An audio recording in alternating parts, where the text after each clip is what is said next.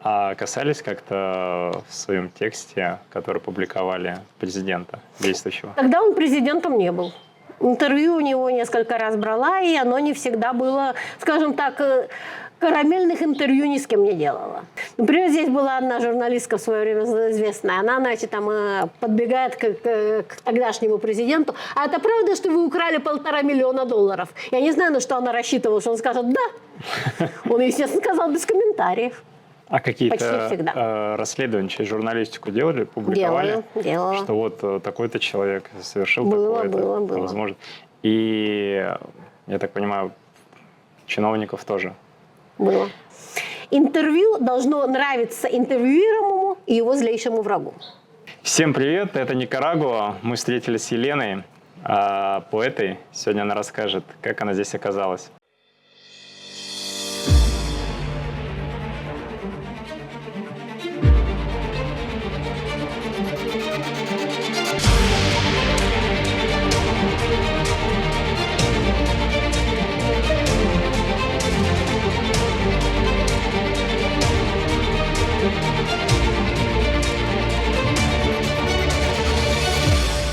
Елена, расскажи, пожалуйста, почему Никарагуа? Вы знаете, сложно объяснить, если не знать, как было все дело в 80-х. Я поступила в университет в 79-м. Как раз Сандинистская революция, 19 июля 79-го. В это время я готовилась к вступительным экзаменам. Это было дело суровое. Но я все-таки по телевидению об этом услышала. И, естественно, меня интересовало, что тут как будет происходить. Читала газеты, смотрела передачи. И было мне интересно. И вот начали приезжать ребята. У них было чувство, вы знаете, вот такой веселого всемогущества. Они жили с весельем и отвагой. То есть они смогли, именно говорю они, потому что они чувствовали, что это все вместе сделали, избавиться от одной весьма сложного во многих отношениях правительства. Это долго будет рассказывать. САМОС было 3, они все разные. Тут или говорить часами, или лучше не говорить. Ну, в общем, было у них такое вот чувство веселые, удалые, с ними было интересно. А наши ребята, они, конечно, умные, гораздо были начитаннее, культурнее, но многие такие... Господи, за шваброй спрятать можно. А сами вы родились в Ленинграде? Нет, я родилась в Ярославле. В Ленинград в университет поступила, потому что когда попала в Ленинград где-то в лет 12, влюбилась и сказала, там или нигде. То есть вместе с семьей переехали в Ленинград? Нет, только я. Поступила, они остались, я на каникулы ездила. То есть вот меня Латинская Америка интересовала вообще с подросткового возраста. Потом с никарагуанцами мы работали, вот так организовывали всякие мероприятия. Я с мужем познакомилась в общем, когда отмечали скорее годовщину гибели Карлоса Фонсеки, одного из основателей Сандинистского фронта. Так вот, значит, у нас оказались места рядом. Мы начали беседовать. У меня до него был такой вроде как поклонник. Он, кстати, там учился в Горном. Значит, и я купила билеты в Кировский театр, достала на балет. И говорю, пойдем в театр. А у меня экзамен по математике. Я думала, ладно, и женись на математике своей. Значит, а у меня билеты-то остались. И вот я ему говорю, не хочешь в театр сходим? Хорошо. Вы разговаривали на русском? Я уже двуязычная была, но, конечно, владение меньше. Он уже говорил по-русски, я уже говорила по-испански. Мы как-то так уж объяснялись на смеси, по-моему. Значит, вот я прихожу, а он уже там. А вообще пунктуальность – это не национальная добродетель, это, скажем так, совсем наоборот. То есть, он там был. И вот, значит, мы познакомились, и вот так вот познакомились, поженились, приехали сюда и долго жили. Не могу сказать, что всегда хорошо, было сложно. В общем, тут и переезд в другую страну всегда сложен. Куда бы ни переехать. Окей, а закончили какой университет? Ленинградский, факультет журналистики. Факультет журналистики. А муж? Лесгов-то институт физической культуры и спорта. То есть вы как закончили вместе сразу? Нет, я была по возрасту моложе, а по годам обучения старше. Я закончила раньше. Подождала его, он закончил, и мы уехали в 87-м. В 87 году. Когда сюда прилетели, тяжело было адаптироваться вообще? Да. Хотя к жаре я хорошо переношу. Мне даже сказалось на здоровье положительно. Я как-то в жаре лучше функционирую. Ну, во-первых, вы знаете, та Манагуа, которая сейчас отнюдь не роскошна, по сравнению с тогдашней Манагуа, это небо и земля, и небо сейчас, а не тогда. Хотя по сравнению там, с российскими городами это, скажем так, не очень. Но тогда было гораздо хуже, гораздо беднее. И вообще тогда была война, я в 1987 году приехала, и тогда было сложно, бедно, во многих отношениях проблематично, то есть было тяжело. На работу как тяжело? Значит, найти работу было найти не особенно тяжело. Но знаете, моя зарплата в университете была $20. И на это можно было жить. Преподавателем работать? Да. Не по часовик, а полное время. То есть вот за полное время $20 в месяц – это не богато. Это преподаватель по журналистике? Или... Да, на факультете журналистики я преподавала разные гуманитарные дисциплины. Кстати, интересно было, мне вообще нравится. Мы, например, вот социодрамы делали. Например, мне сказать, вот там просвещенный абсолютизм, это было тот, такой-то и такой-то. Нет, он говорил, я Людовик XIV, я думаю так-то. А я великий инквизитор, я полагаю то-то и то-то, и поэтому. И начинали они между собой спорить, и оказалось, что у многих студентов прорезался такой, знаете, артистический талант. Из других групп приходили в окошко, смотрели. А как вообще тяжело было учить вообще другую нацию, по сути, да, менталитет другой? Да. Как вот это... Знаете, скажем, была такая поговорка в 80-х годах, ее все знали. «Implacable en el combate, generoso en la victoria». Безжалостен в бою и щедр в дни победы. Вот я такая была. Я спрашивала строго. Значит, и в то время, когда я видела, что человек старается, значит, оценка была нормальная. Ну, я журналистов учила, многие из них уже подрабатывали. То есть они там, поскольку работали, они на занятия не приходили. Я говорю, ладно, хотите, вообще не ходите. Хоть целый семестр. Но вы мне на каждую пропущенную лекцию, вы мне представьте рефератик. Принесите реферат, и сколько вам там рефератов надо, и не ходите. Они смекнули, что легче прийти. Чем писать, да? Да, и вот, значит, к тому же интересно было, и им тоже было интересно. Например, вот некоторые ребята, вот человек отвечает, все так складно. И говорю, знаешь, я тебе самую высшую оценку не поставлю, потому что я вижу, что ты это в учебнике вычитал и хорошо запомнил, это прекрасно. А у тебя самого какое мнение? Меня интересует то, что ты об этом думаешь, а не то, что кто-то умный написал. Из некоторых было сложно выбить вот именно собственное мнение. Когда я, значит, преподавала введение в историю философии, я говорю, вы знаете, вы можете иметь совершенно любое философское мнение, я никому ничего навязывать не буду, но имейте какое-нибудь. И, значит, мне говорят, потом, значит, на экзамене финально спрашиваю одну девушку, значит, вот какое твое философское мировоззрение? Вы знаете, говорит, в начале семестра я была не атомистка, а теперь уже не знаю. По-моему, это здорово, человек начал думать. Журналистика в Никарагуа насколько сильно развилась по сегодняшний день? Вы знаете, с технической точки зрения развилась. С точки зрения общей культуры стало хуже. А что стало хуже? Читают меньше. Например, интервью, вот, предположим, даже уже не там давно, уже порядочно это было. Это, скажем так, это не началось не вчера, это было так вот постепенно, как реки мелеют. Не то чтобы вот так вот сегодня много, а завтра ничего. Так постепенно читают меньше, серьезную литературу читают меньше, раньше были культурней. А сейчас, например, вот кто-то будет брать интервью, предположим, у художника. А что вас вдохновляет? Ну, да, короткий вопрос. И причем они могут вообще его картин не видеть. Знаете, вот в свое время Олег Карпентьер, который был наполовину русским, наполовину французом, рожденным в Швейцарии и стал кубинским национальным писателем, он, когда к нему приходили журналисты, и он обращал внимание, что они его не читали, он сказал: уходите. Сначала меня прочитайте, а потом спрашивайте. Но я такой себе роскоши позволить не могла. Мне даже говорили, что и не старайся их перевоспитывать.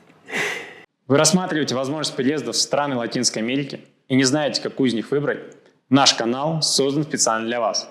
Мы предлагаем актуальную информацию о переездах и жизни за границей, а также полезные советы от русскоговорящих жителей разных стран. Подписавшись на наш канал, вы всегда будете в курсе последних новостей и сможете получить ответы на все интересующие вопросы. Пожалуйста, оставляйте ваши вопросы в комментариях. Мы с радостью ответим на них и зададим их нашему следующему гостю. Ваши комментарии помогут нам улучшить наш контент, сделав его еще более полезным и интересным. Мы очень ценим вашу поддержку, будь то распространение наших видео среди друзей или донаты. Ваша помощь позволяет нам продолжать путешествовать и делиться актуальной информацией о жизни за границей. Узнать больше о том, как поддержать наш проект, вы можете по ссылкам в описании. Спасибо, что остаетесь с нами. Кроме преподавателей, журналистом здесь работали? Да, много лет. Преподавателей я работала гораздо меньше. На телевидении? Нет, всегда пишущая журналистика. Журналы, газеты. Так если мы журналистику коснулись, вы правду освещали или... Скажем так, во-первых, знаете, когда говорят о независимых средствах массовой информации, спрашивают, от чего они независимы? От бюджета? То есть, опять-таки, я и говорю от собственного бюджета, а не говорю от государственного. То есть, все живут на какие-то деньги. Единственный, который совсем независимый, если он сам себе это все там оплачивает, как в свое время было там маратон своего друга народа, он его сам писал, сам печатал, сам раздавал. То есть он мог там говорить совершенно все, что угодно, на него давить никто не мог. Убить мог, а давить не мог. Но это давно уже не существует.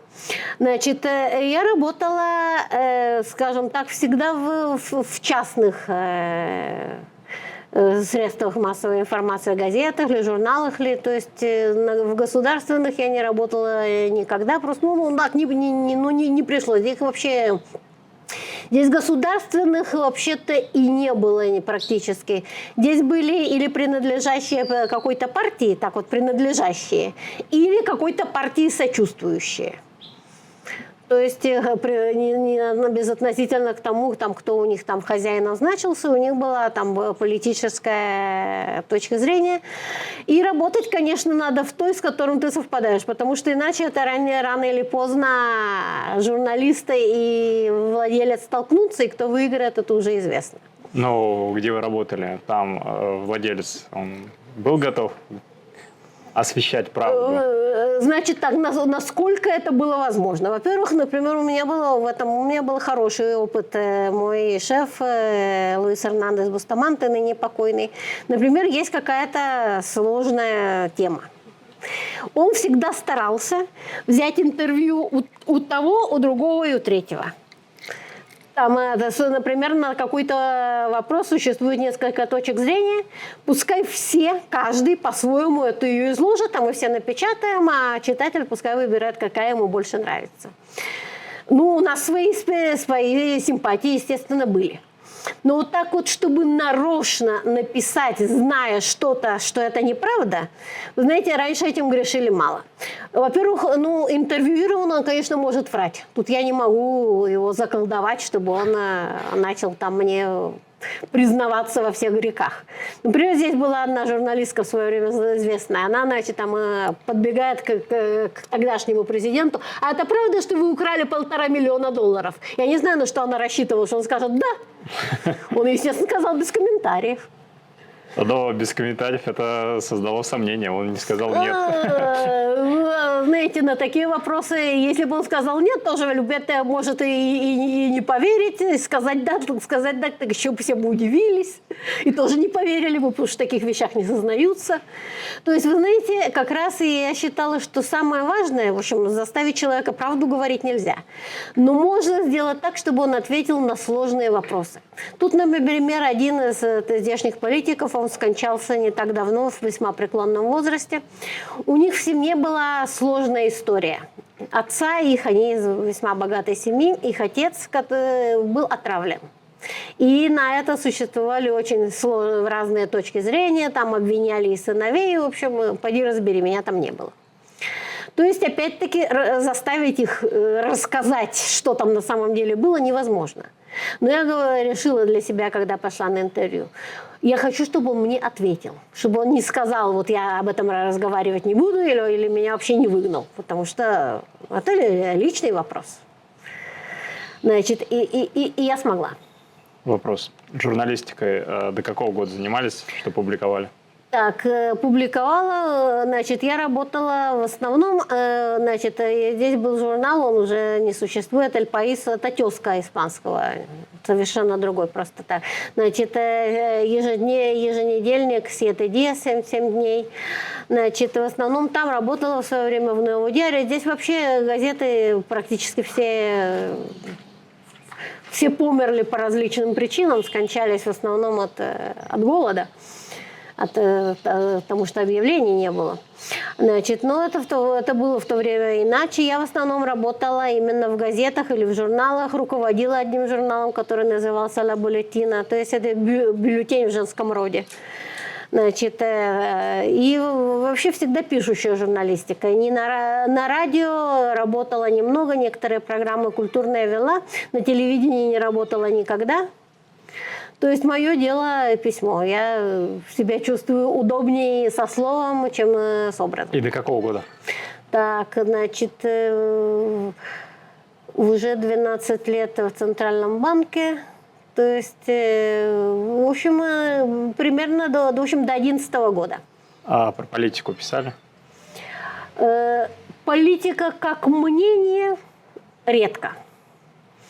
Ну, например, скажем так, высказывала мнение больше не как агитацию, то есть я старалась писать так, чтобы подвести к определенному взгляду, но не говорить вот такой-то плохой, а такой-то хороший. Вообще, знаете, если человек почувствует, что его взгляд действительно интересен, то есть на самом деле, не потому что я с ним согласна, а потому что он мне действительно интересен, я хочу его понять. Он сам все расскажет и сам себя выдаст. А какие-то расследования через журналистику делали, публиковали? Делала. Что вот такой-то человек совершил такое-то. Было. Возможно. И, я так понимаю, чиновников тоже? Было. А были какие-то угрозы с их стороны, что писали? Так, не так, чтобы, вот, вы знаете, здесь не модно журналистов там убивать или что. И здесь, скажем так, в данном случае мои шефы всегда, в общем, они всегда были готовы меня поддержать, не безотносительно к тому, кому что понравится, а кому что нет. И к тому же у меня есть такое правило, я его не выдумала, я его где-то прочитала, но я согласна. Интервью должно нравиться интервьюируемому и его злейшему врагу. У меня обычно получалось. Злейших врагов много было? Бывали. Меня не все любят, многие считают задавакой, а некоторые сумасшедшей. А касались как-то в своем тексте, который публиковали, президента действующего? Тогда он президентом не был. Интервью у него несколько раз брала, и оно не всегда было, скажем так, карамельных интервью ни с кем не делала. Даже если я кого-то люблю, все равно спросить надо даже сложные вещи. И ваше мнение, вот то, что если вы интервью еще ранее брали, на сегодняшний день, его действия, они правильные, то, что он не дает возможности никого подпустить к правительству? В каком смысле? Да, в каждой стране обычно раз в 5 лет президент меняется. То здесь он уже сколько лет?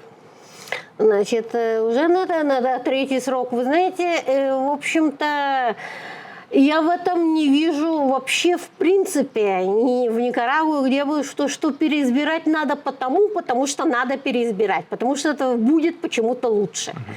Скажем так, не вижу я, в общем, не вижу практических доказательств, что смена обязательно будет лучше. И во всех странах, да, в общем-то, вот предположим, значит, работает какая-то там фабрика или научно-исследовательский институт, и вот обязательно его руководителя надо сменить, потому что так будет лучше. Не, но это народ как считает? Нужно сменить? Как голосование Некоторые, происходит? вы знаете, я бы сказала, скажем, во-первых, на выборах в общем, некоторое число тех, которые были против Даниэля Ортеги, просто вообще не голосовали. То есть реальный результат отличается от того, что было, так сказать, по результату по голосованию на некоторый процент, потому что часть народа, кстати, не такая уж большая, но это можно во всех статистике посмотреть, просто не пришли. Они решили, в общем, но их количество было не такое, чтобы это было, скажем так, саботажем.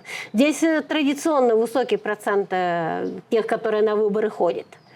Значит, здесь жаловались, что вот оппозиции не позволили, например, вот, значит, что вот арестовали возможных лидеров оппозиции.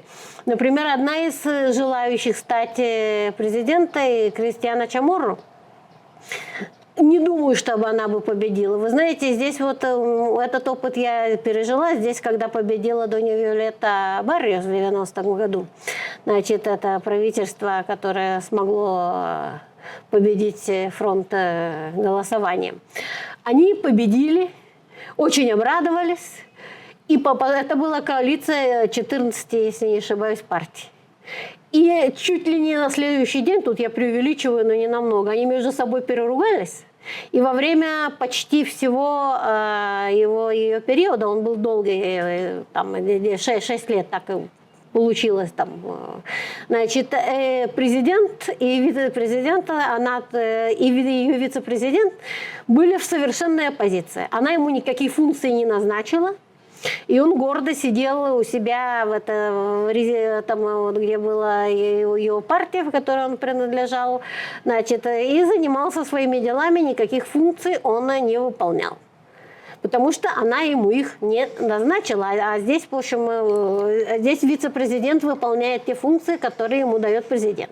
Если президент их не даст, то вице он будет сидеть и получать зарплату. Отдыхать. Ну, кстати, зарплата хорошая. Ну так вот, то есть здешняя оппозиция, здесь это, кстати, тоже и не первый раз, и не второй, это была она такая, скажем, гетерогенная, что если бы они каким-то чудом победили, в чем я сомневаюсь, у них не было того. То есть интересные лидеры были, но интересный лидер, например, вот Артуро Крус, очень культурный человек, очень культурный. Он вообще историк, там, с опытом работы в иностранных университетах. Но если вы думаете, что большинству людей в Никарагуа нравятся преподаватели иностранных университетов, так нет. Фальсификация выборов вообще была? Фальсификации нет. Были, скажем так, было создание неблагоприятствия. Ну, например, вот те, которые хотели участвовать, они участвовали, но большинство из них, их вообще, наверное, за них голосовали, ну их родственники. Я там смотрю, вот кандидат такой-то. Господи, а что он вообще сделал? Чем он известен? То есть они, может, даже и хорошие люди. Но если их никто не знает, то тут вообще обычно бывает поляризация, всегда исторически. Раньше были консерваторы и либералы. Потом за Сомосу и против. Потом за сандинистов и против. А когда что-то организуется против, оно если побеждает, оно после этого имеет тоже проблемы. А что именно было создано при руководстве на сегодняшний день Ортега? Значит, во-первых, вот я вам сказала, в общем, когда я сюда приехала, знаете, в общем, сейчас я вот вспомню, это мое стихотворение. Манагуа я знала и часом проклинала неряху из нерях, но в эти дни впервые взошли черты живые на грязных пустырях. Манагуа восстала и в одночасье стала горчайшую красой. Неповторимо грозный, одета ночью звездной с кровавой росой. Унылая столица, доколь тебе пылиться без парков и дворцов? Отчаянность восстания, отвага отрицания, Манагуа лицо. Здесь не было парков. Не было. То есть пустыри были? Да, или вот это был единственный парк, который построили еще в 80-х, Луис Альфонсо Веласкес. Но и он в 90-х весь разрушился. То есть там только на этих скамейках всякие бомжи обитали. Сейчас это такой парк огромный, и он все равно недостаточен, потому что туда стали ходить дети, а детей здесь много. К тому же здесь вот везде сейчас в любом вот райончике парк небольшой, там небольшая спортплощадка, там в общем, кто мяч гоняет, кто мяч бросает, там дети на качельках качаются. Чистота в некоторых очень хорошая, в некоторых не очень. Это зависит уже скорее от совсем локальной администрации. Но парков много. Есть парки большие национальные, есть парки небольшие местные. То есть, ну вот не то, чтобы дитю, скажем так, некуда пойти. Любое дитя, его можно в этот парк выпустить, а взрослый, если он не хочет его выпускать одного, он на скамеечке сядет там под деревом и в телефон уткнется или почитает. Значит, дороги. Здесь дороги в своем большинстве, кстати, в Манагуа не так уж, в общем, более или менее, но здесь дороги, например, здесь раньше доехать до Атлантического побережья, доехать было нельзя, может, это было только самолетом. Сейчас прекрасное шоссе, я ездила. То есть я знаю, что оно хорошее. Сейчас вообще дороги в Никарагуа точно лучше в Центральной Америке, и даже, насколько я припомню, даже и в большем масштабе, в общем, и по количеству, и по качеству. Жилищное строительство. Например, когда я сюда приехала, купить вообще тогда жилищного строительства, тогда не было вообще. Ни частного, ни государственного, никакого. Денег не было. Потом начали после 90-х, в начале 90-х, значит, правительство сменилось, появились частные проекты, частные резиденции за цены, которые большинству, даже работающих, были совершенно неподъемны. Совершенно. Сейчас сколько угодно. Тоже, опять-таки, зарплаты здесь плохие, они всегда были плохие, сейчас тоже. С чем связано это? Скажем так, это порочный круг. Низкая покупательная способность, предпринимателям развиваться сложно. А когда низкая покупательная способность, много не продашь. Ну, запаса прочности даже нет. Да, нет. То есть вот трудно размахнуться. А выйти на международный рынок, кстати, этому тоже способствуют здесь и некоторые и кооперативы вышли, кто что может продает, и вообще каждый по-своему. Но чтобы вот выйти так, чтобы действительно как сыр в масле, это сложно. Значит, но в любом случае, за исключением совсем вот таких вот, есть люди, у которых действительно очень мало денег, например, вот домработница. Хотя сейчас домработницы стали получать гораздо больше, но все равно им сложно заработать столько, чтобы она дом могла оплатить.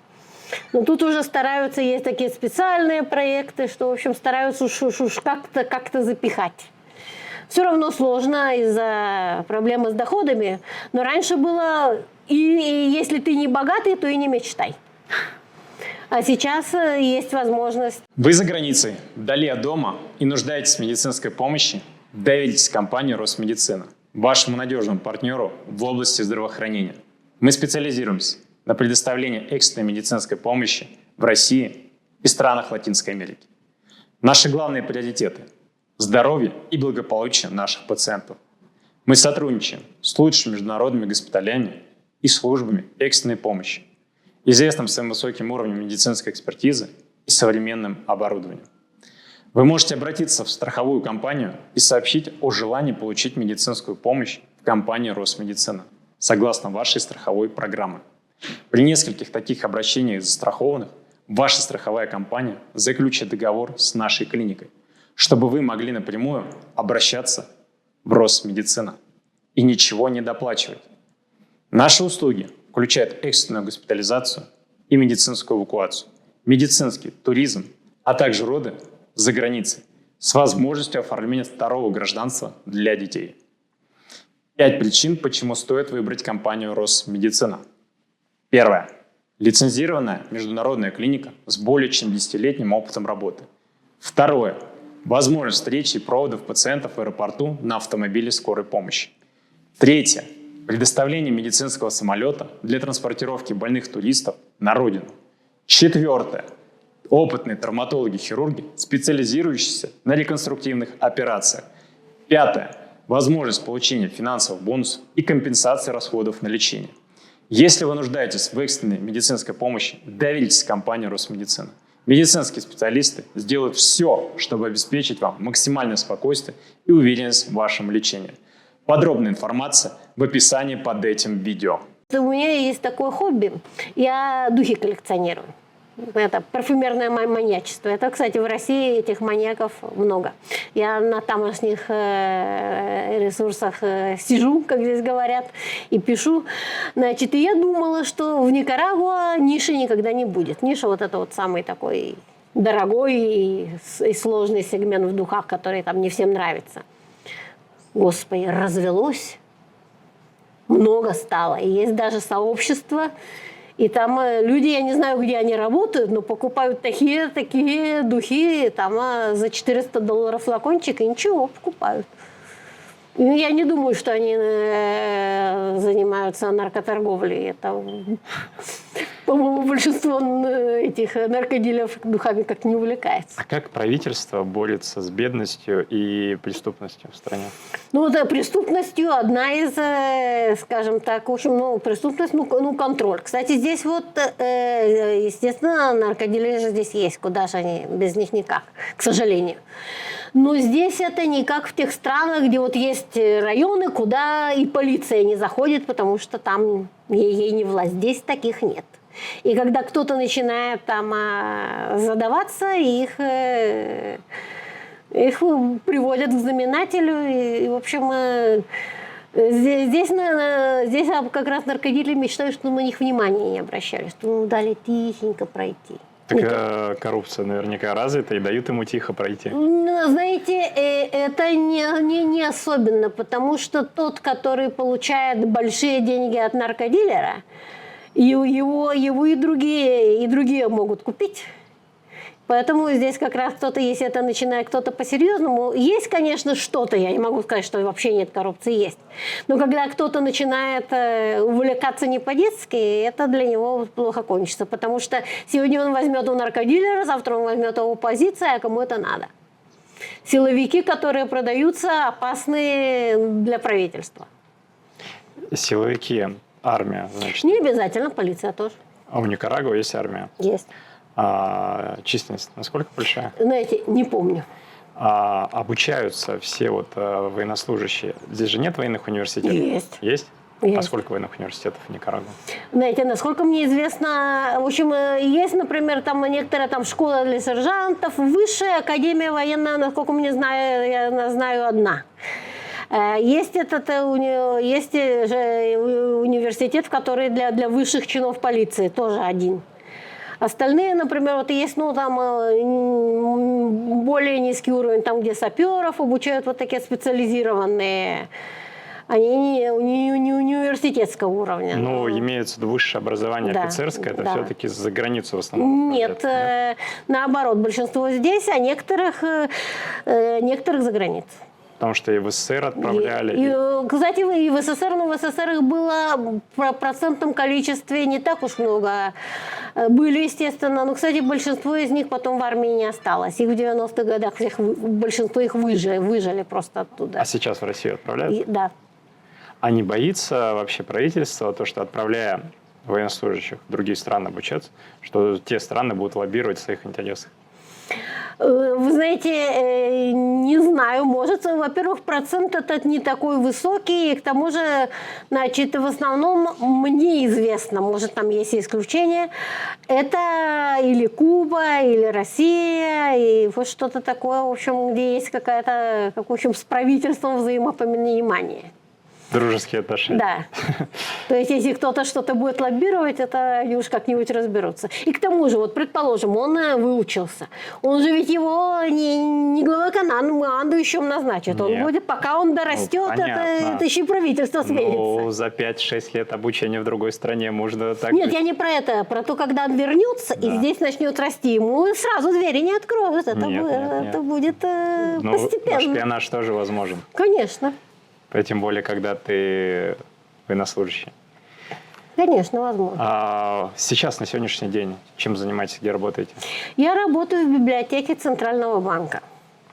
Значит, здесь Центральный банк, кроме того, что, так сказать, функции Центрального банка, которые имеют отношение к национальной монете, у него есть по традиции, это не фронт создал, это гораздо раньше существовало, значит, у них есть своя библиотека и культурная программа.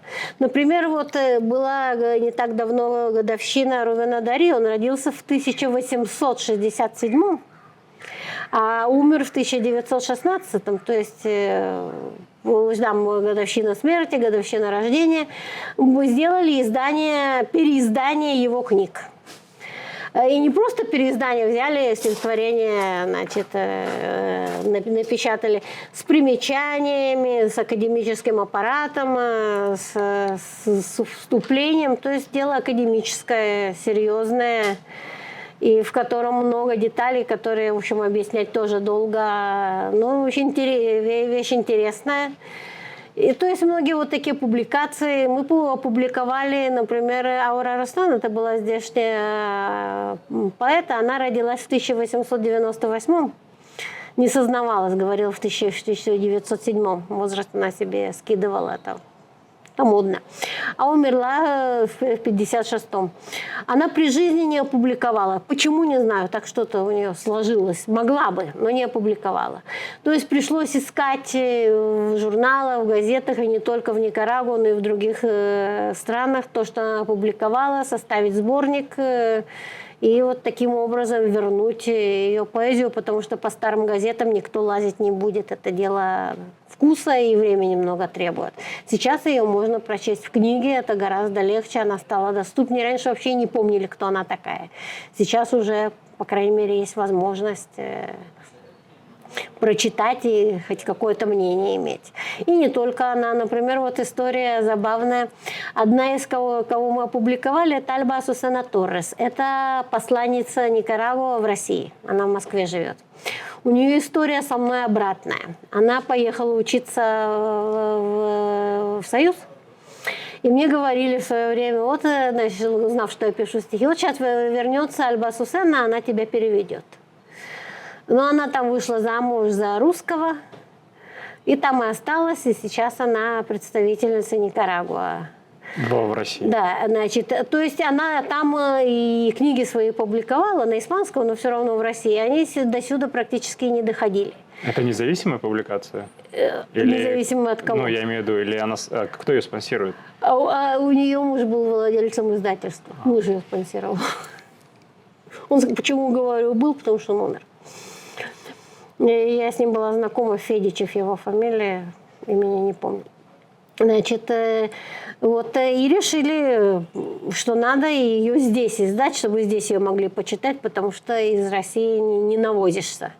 И вот, значит, собрали все ее стихотворения, ну, с ее ведома, естественно, и опубликовали книжечку довольно-таки толстую. Вот, свою, Никарагуанцев в деле справился? Да, вообще здесь, хотя тоже стало менее выражено, так постепенно, но здесь вообще Рубен Дарио – это здешнее наше все.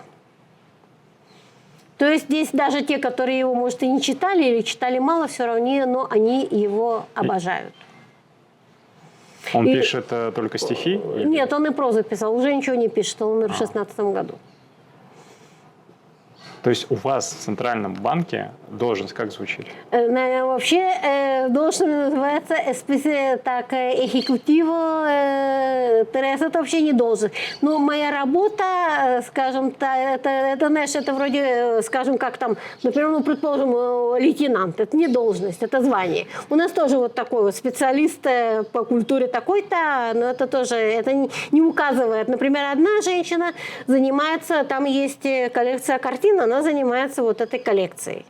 Я занимаюсь изданием литературных текстов и писанием статей на эту тему. Ну, специалист по развитию культуры в Никарагуа, можно так назвать. Да, это там, в общем, в ведомстве по зарплате это так не значится, но на самом деле так.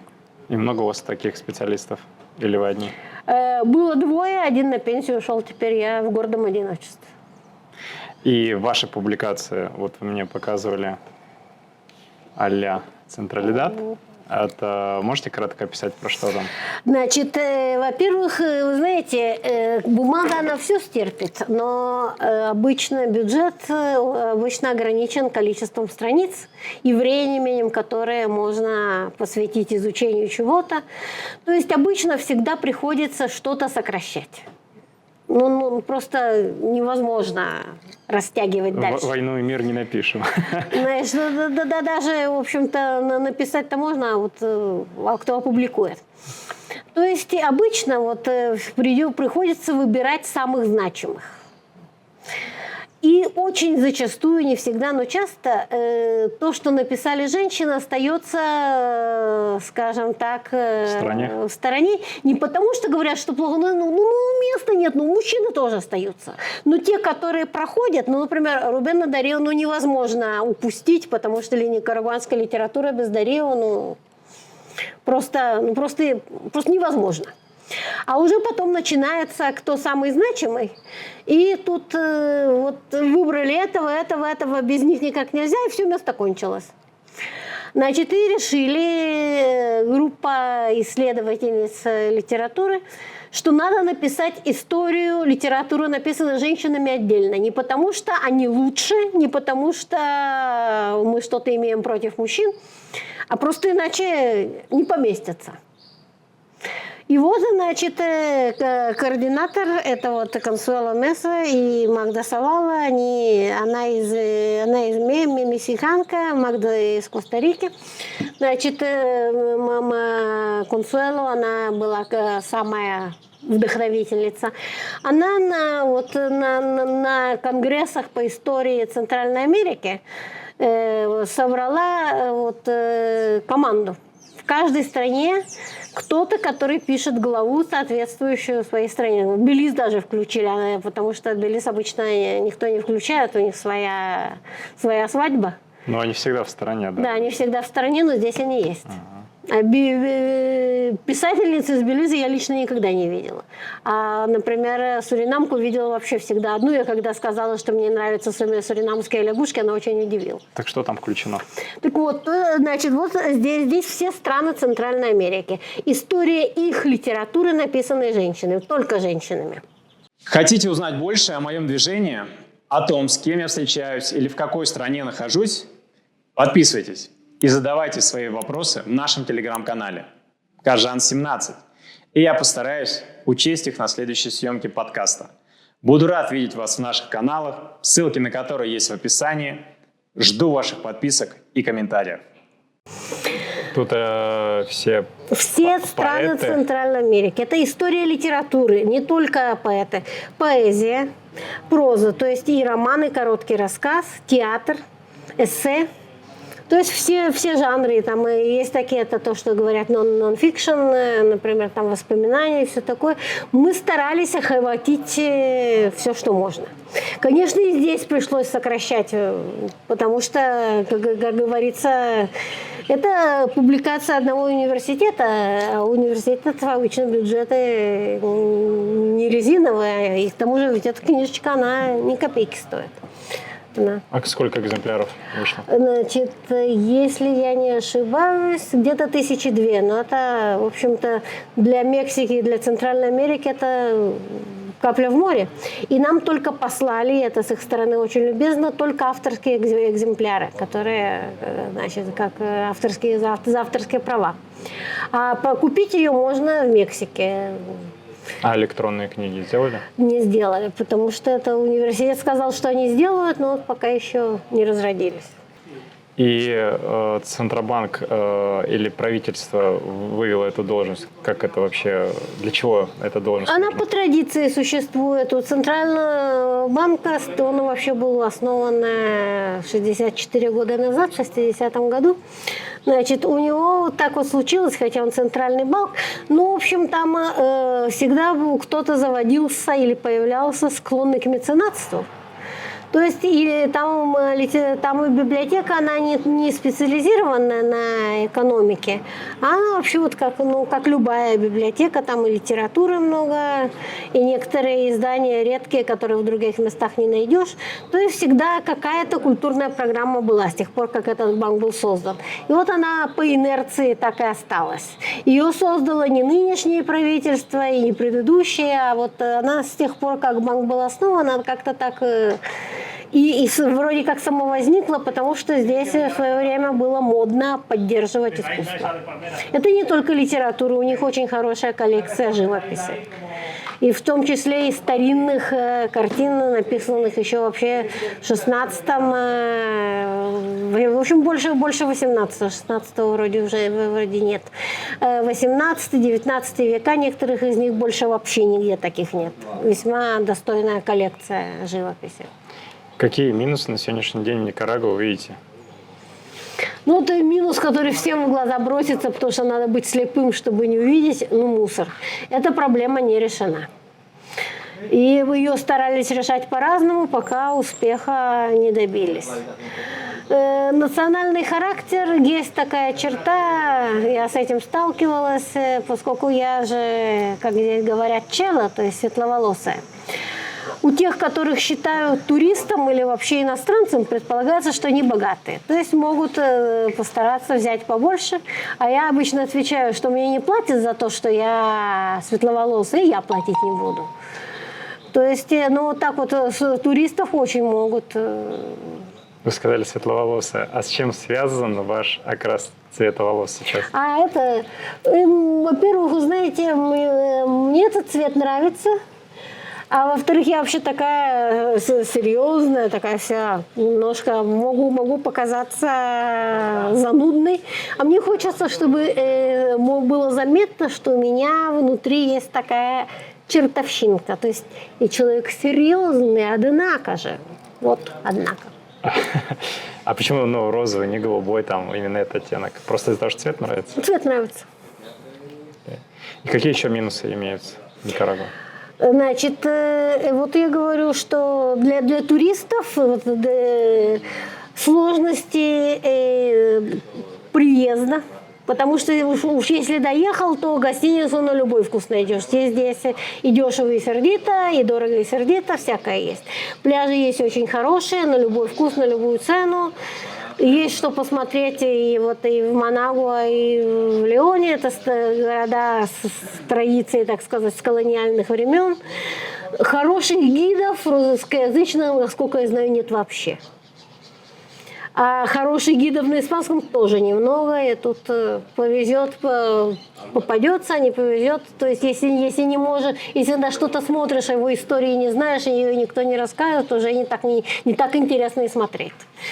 Национальный музей есть, конечно, приличный, весьма есть хорошая музеография, но это не Эрмитаж. Тут, правда, хотя, как я в первый раз в Эрмитаж попала, я вообще помню это как нечто вроде головокружения. Мне было где-то лет 10. Я так только помню, что это было много. Конечно, когда очень большой музей, тоже трудно. Еще минусом можно назвать небезопасность страны? Знаете, по сравнению с другими странами Центральной Америки, Никарагуа гораздо безопаснее. Например, в Коста-Рике гораздо чище, во многих отношениях уютнее, природу там берегут больше. Например, вот в Коста-Рике я видела, там река, берега такие довольно крутые. И вот внизу крокодилы. Зайдешь на мост и смотришь, я посчитала, 27 крокодилов было на виду. Наверное, их больше. А это никакой не заповедник, не зоопарк, они просто там живут. Спускаться не рекомендуется. Здесь тамошние курицы не спускаются, потому что и собаки тоже. А здесь из животного мира тогда А кто еще? здесь, если бы эти были крокодилы, их бы убили, сделали, продали на сумки, и было бы... Вот здесь, скажем так, не научились поддерживать, хочется сразу, все и сразу. Здесь нет умения видеть с перспективой. Хочется, в общем, есть некоторая порывистая жадность. Мне надо сейчас, я ждать не буду. Это, скажем так, для того, чтобы иметь, в общем, выстраивать какие-то отношения, как предпринимательские, это сложно. Насколько здесь животный мир развит? Ну что, животный мир в основном он там в лесах, в городе, белки есть, попугаи есть, за исключением там есть, в общем, кошки, собаки, это другое дело. В городе леопарда нет. Не, я вообще по стране. Леопарды, оцелоты, пумы, обезьяны разнообразные. Обезьян, кстати, увидеть можно. Здесь есть такие места недалеко от лагуны Апови. Там их огородили. Там, в общем, это нечто вроде заповедничка. Там обезьян, которые цветы едят. Видели мы сами неоднократно. То есть есть такая фауна, на которую можно посмотреть. Тигры только в зоопарке увидите, а ягуара тоже. Хотя есть места, где эти ягуары живут, но они, естественно, не стремятся с нами познакомиться. Ваши рекомендации людям, которые думают посетить Никарагуа, что стоит, как себя обезопасить по приезду в страну? Значит, скажем так, поначалу, когда вы ходите, выходите, в общем, знаете, что вас там убьют или ограбят, так вот, по-настоящему это очень маловероятно. Но вот что-нибудь ценное в руке увидеть, вырвать могут. То есть сначала, пока не приглядитесь, походите, чтобы ничего видно особенно не было, особенно дорогого, типа фотоаппарата. Сначала посмотрите, там уже опять-таки зависит, где вы ходите. Например, в центре Леона, в центре Гранады ничего не будет. Но есть места, где, конечно, все. Например, вот здесь этот восточный рынок, там вообще, там, наверное, леопарда можно найти, если поискать. Я серьезно. Там продают все? Да. Но там, говорят, есть места, которые, если не знаешь, лучше не ходить. Я туда вообще как к сафари хожу раз в год. Там большой рынок такой? Очень большой. Он в городе находится? Да. И там вообще, там заблудиться можно. У меня с ориентировкой не очень хорошо, а там даже те, которые ориентируются лучше. Мы, помню, уходили, значит, в общем, будущей внучке хотели что-то купить. И вот мы пошли и стали смотреть, и шли, и зашли, и мы не знаем, где мы, и неизвестно, и где такси искать, и вообще непонятно. Там можно вот так вот дойти до неизвестно чего. И, конечно, там внутри-то рынка там народу очень много. Там горел он несколько раз, правда, не недавно, но там... То есть это такой, так сказать, вселенная во вселенной.